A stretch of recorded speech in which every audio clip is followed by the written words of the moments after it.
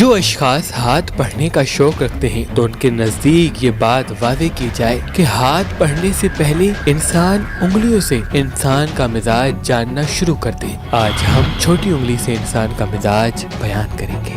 جس کی چھوٹی والی انگلی آگے سے نوکیلی ہو، ایسے لوگ تیز دماغ کے ہوتے ہیں۔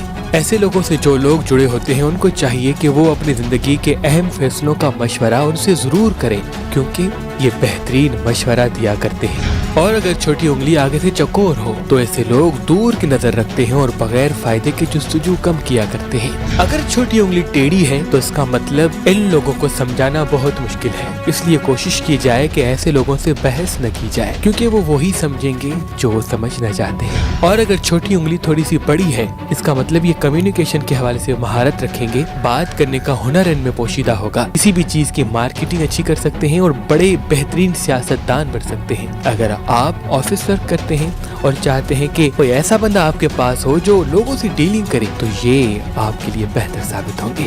اور اگر چھوٹی انگلی تھوڑی سی چھوٹی ہے تو ایسے لوگ کمیونیکیشن کے حوالے سے زیادہ ہوشیار نہیں ہوتے، وہ بالکل سیدھے سادے ہوتے ہیں۔ اور اگر چھوٹی انگلی اور ساتھ والی انگلی میں گیپ ہو، ایسے لوگ خود مختار ہوتے ہیں اور چاہتے ہیں کہ ان کے کام میں کوئی عمل دخل نہ کرے، وہ اپنی مرضی سے کام کرنا پسند کرتے ہیں۔